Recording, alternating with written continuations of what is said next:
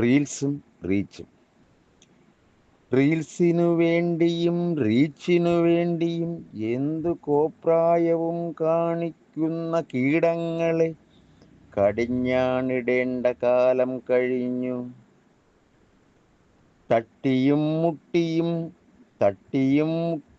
നിന്നിട്ട് റീൽസ് എടുത്ത് റീച്ചിനു വേണ്ടി തട്ടിയിട്ടോടിയെന്ന് ഹേമം പറയുന്ന പെരും കള്ളി റീച്ചിനു വേണ്ടി ഒരു പാവത്തിന്റെ നെഞ്ചിൽ റീത്തുവെപ്പിച്ചു. റീച്ചിനു വേണ്ടി ഒരു പാവത്തിന്റെ നെഞ്ചിൽ റീത്തുവെപ്പിച്ചു. ആണിനൊരു നീതി, പെണ്ണിനൊരു നീതി, എവിടെ അധികാരികൾ? എവിടെ മാങ്കൂട്ടത്തിലും മരക്കൂട്ടത്തിലും ഓടുന്ന അധികാരികൾ? ഇതൊന്നും കാണുന്നില്ലേ? പെണ്ണല്ലാത്തതിൻ്റെ പേരിൽ സ്വയം ജീവൻ വെടിഞ്ഞ മുറിവേറ്റ വേട്ടയാടപ്പെട്ടവൻ ഒരു നിരപരാധി. വേട്ടയാടപ്പെട്ടവൻ ഒരു നിരപരാധി.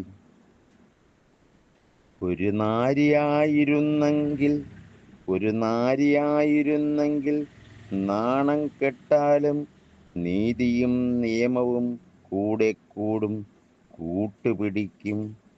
ആണായി പിറന്നാൽ പുരുഷപീഡനം എന്നും നീതിക്കും നിയമത്തിനും അധികാരികൾക്കും നിഷിദ്ധമായി മാറുന്നു.